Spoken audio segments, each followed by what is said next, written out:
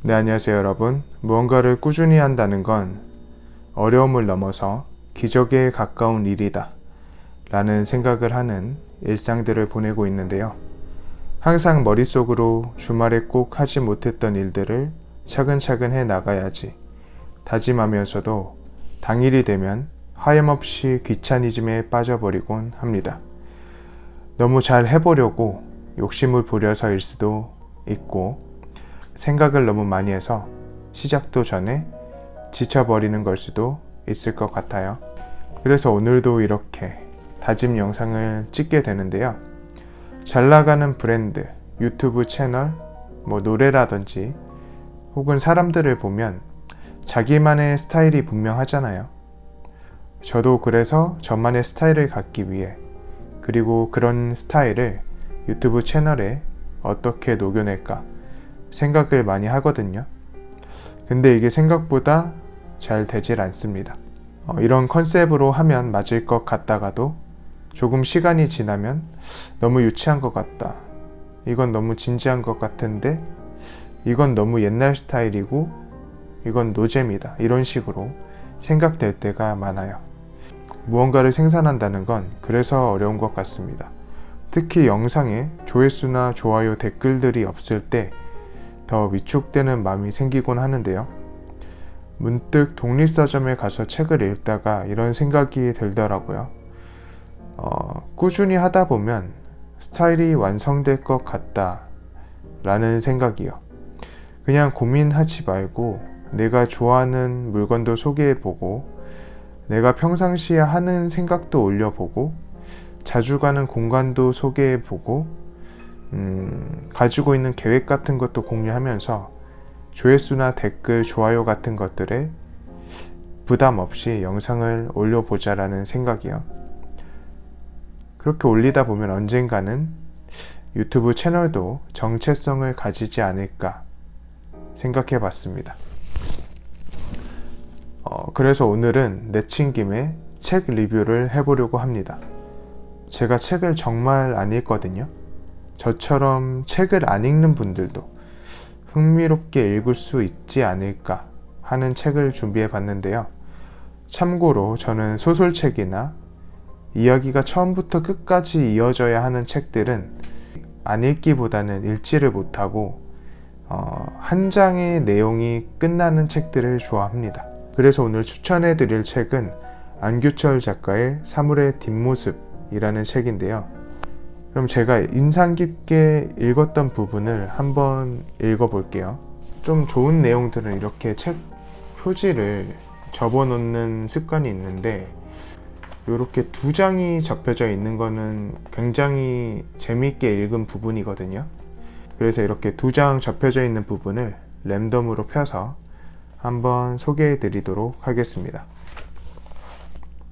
인생의 수많은 실패를 경험하고 나서 그는 실패로 인해 실망하고 상처받는 일을 피할 방법이 없는지 곰곰이 생각하게 되었다.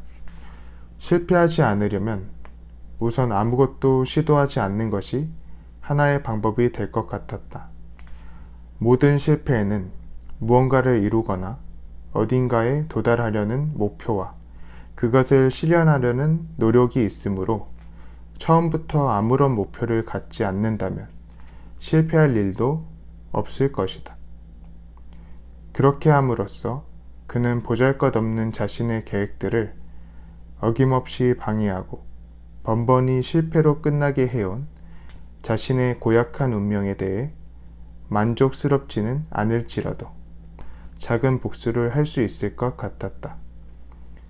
그러나 그는 곧 그렇게 하는 것이야말로 운명이 자신에게 바라는 것임을 알았다. 거듭되는 실패를 통해 운명은 그에게 포기하는 법을 가르치려고 했고, 이제 그는 운명이 자신에게 원했던 바를 스스로 실천하기에 이른 것이다. 그는 이 이중의 패배를 도저히 받아들일 수 없었다. 그리하여 그는 결국 실패 자체를 자신의 목표로 삼는 방법을 생각해냈다. 성공이 아니라 실패를 추구한다면 실패를 두려워할 일이 없고, 실패로 인해 좌절할 필요도 없을 것이다. 절망과 자포자기의 나락에서 불현듯 이런 생각이 떠오르자 그는 입가에 회심의 미소가 번지는 것을 피할 수 없었다. 그것은 평생 자신을 괴롭혀온 운명에게 처음으로 제대로 된 일격을 가하는 일생이때의 사건이 될 것이다. 만약 그가 성공이 아니라 실패를 목표로 하고 그 계획대로 실패한다면 그 실패가 그가 경험하는 최초의 성공이 될 것이다. 반대로 그가 여기서 또다시 실패한다 해도 그는 그 이중의 실패를 통해서 자신의 운명에 도전하는 결과가 되는 것이다. 운명은 스스로 실패를 자초함으로써 자신에게 정면으로 맞서는 인간이 있을 줄은 아마 꿈에도 몰랐을 것이다. 목요일까지라는 주제의 내용인데요. 30년 전에도 그는 한동안 소식이 끊겼다가 불쑥 나를 찾아온 적이 있었다. 미술 대학에 가겠다며 후배들의 화실을 들락거리는 그는 미술을 포기한 이유로 소설을 쓴다고 했다. 어느 문학 잡지 신인 공모를 준비하고 있는데 내가 자신의 작품을 읽고 조언을 해주면 고맙겠다는 것이었다. 모처럼의 부탁을 거절할 수도 없어서 도움이 될지는 모르겠지만 한번 읽어보겠노라고 했다.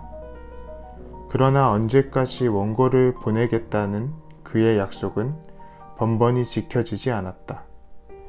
그때마다 그는 빌린 돈을 못 갚는 사람처럼 미안하다고 사과를 했다. 내가 내지도 않은 숙제를 해놓고 그 숙제를 끝내지 못한 것을 내게 미안해했다.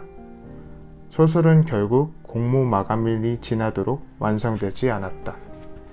그의 목표는 다시 연말에 신춘문예로 미뤄졌는데 몇 달 뒤에도 똑같은 상황이 되풀이되고 말았다. 그러던 중 갑자기 연락이 뚝 끊겼다. 연구실 전화기 너머에서 30년 전 그 아득한 시절의 목소리가 건너왔다. 여전히 신중한 어조로 자신을 기억할 수 있느냐고 물으며 내게 보여주고 싶은 글이 있으니 목요일까지 택배로 보내겠다는 것이다. 그동안 어떻게 지냈는지 몇 마디 안부를 짧게 이어진 뒤 전화가 끊겼다.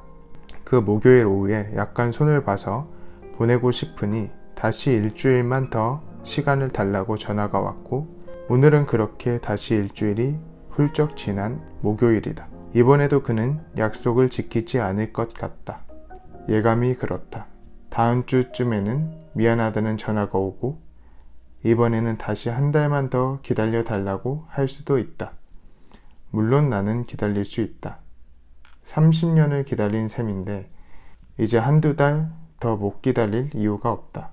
그러나 어쩌면 이제는 내가 그의 이야기를 가지고 소설을 써야 할지도 모른다는 생각이 든다.